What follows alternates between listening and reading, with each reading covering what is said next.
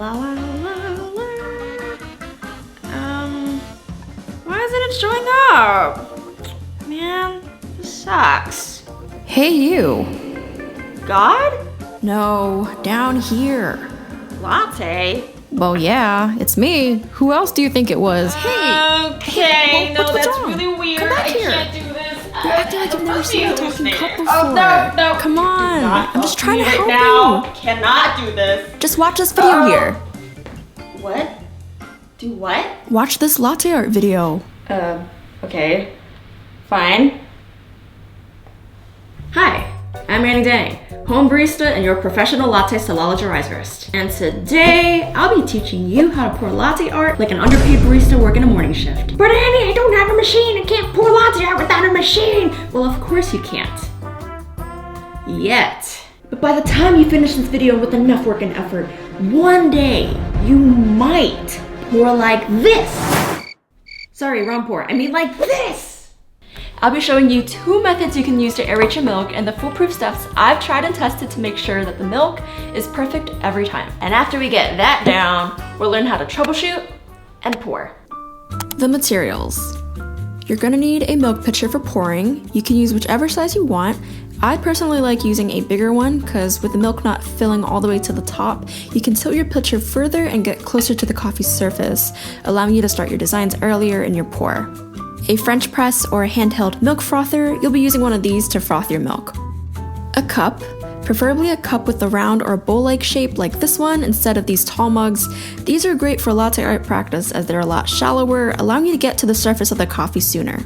You're gonna need any type of milk with a higher fat percentage, so if you're using cow's milk, 2% is great. Whole milk is even better in my opinion. For alternative milk, find yourself a barista blend. I know that these can be a little costly, so I found that using the full fat options that come in the bigger carton also work really well. The Chobani extra creamy option has been really easy for me to pour with. Lastly, you're gonna need espresso. But if you clicked on this video, I'm assuming you don't even have a machine to make espresso, so you can opt for instant coffee. You can just use a teaspoon of instant coffee, some hot water, mix it around, and boom, you have a base for your latte art. Step 1, froth your milk. This is probably the most important step of the entire process, just because the milk texture is what determines whether or not your designs will pour out as smoothly. If they're too thick, it might pour out in clumps, and if it's too thin, it might not show up on the surface at all. So we're gonna start off with the French press method. I'm going to pour out about a cup of milk. We're gonna microwave for about a minute, or you can test it out to see what temperature your milk goes to when you microwave up to a minute. I know that for my microwave, heating it up for a minute gets the milk up to about 150 degrees Fahrenheit. You don't want to get the milk over 160 because that's when the milk proteins start breaking down. It's not going to froth as properly, so just keep an eye on that. Into the microwave we go.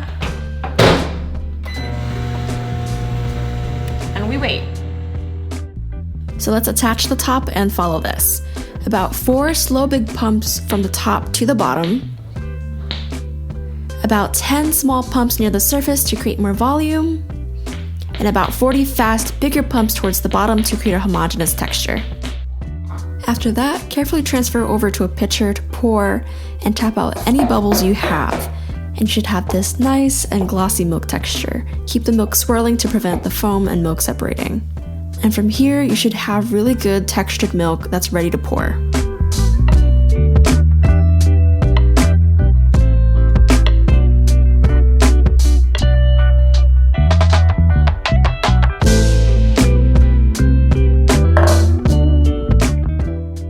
Now on to the next method, which is the electric hand whisk method. Heat up the milk the exact same way you did for the French press, up to a minute in the microwave, and then you're gonna pour it into the pitcher that you're gonna be using to whisk up your milk. I'm gonna pour this over here since it's already heated up. Now hold your frother at an angle, then totally submerge it underneath the surface before turning it on. Let it aerate for about 5 to 8 seconds, then submerge it underneath again to break up any big bubbles and make it all smooth. You're looking for a vortex with little to no ripping sound. I've found that with this method, the microfoam easily separates even when I try to polish it by swirling, so an easy way to fix this is to pour it in and out of your pitcher a few times to make it more homogeneous. This method might require a little more practice and control, but by the end of it, you'll have a glossy milk that's suitable for pouring. Next will be troubleshooting. Milk steaming and texturizing is already a really hard thing to do, whether it's with or without a machine. Like, you can run into some problems depending on the tools that you're using. Perhaps your frother is stronger or weaker than mine, or your French press is a lot bigger, or it's just clunkier. I don't know what it is that you're using, but we can figure it out if we know what it is that we're looking for and how to adjust the process to make it work for you. This is what it looks like when milk is too thick or too thin. With the methods we're using, it usually all comes down to how much air is being added and how we can adjust that. So if your milk is too thick, that means that you are adding too much air during the aerating process, right? So what does that mean for each of these tools? For the French press, you could be adding too much air in the beginning depending on the temperature of your milk, depending on the size of your French press. For example, if you're doing 4 pumps, maybe you need to adjust to 3 pumps or only 2 pumps.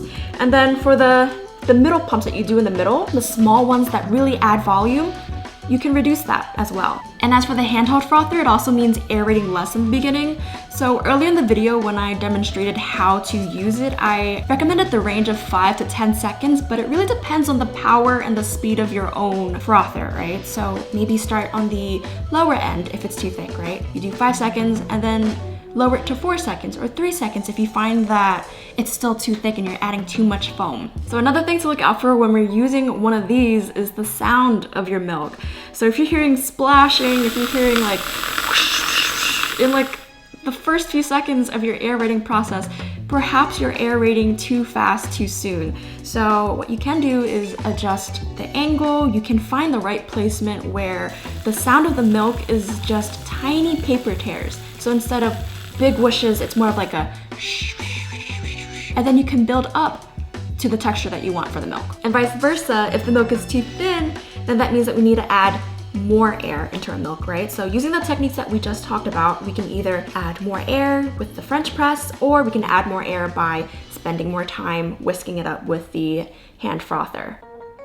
Next, we'll be talking about how to pour. I'm not a pro when it comes to pouring by any means, but of course I'll do my best to share what I know. The heart.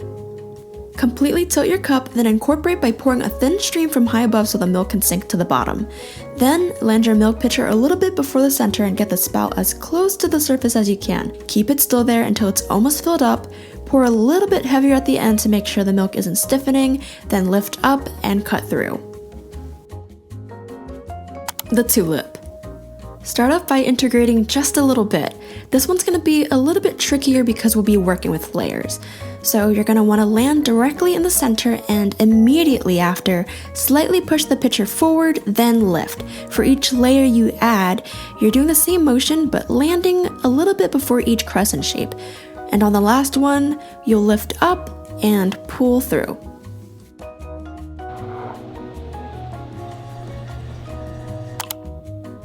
The rosetta. As per usual, start by integrating your milk, then come to a complete stop. Land towards the middle back and start rippling side to side at a constant tempo. At the same time, slowly move your pitcher backwards, then hold still once you reach the end, then cut up and through. So I know that latte art can seem a little bit tricky, a little bit intimidating when you're starting, but I hope that this video shows you that it is accessible and that anyone can do it with enough practice and enough patience. So I hope you guys found this video helpful, and I'll catch you guys in the next one. Bye! Cheers! There's like nothing in here.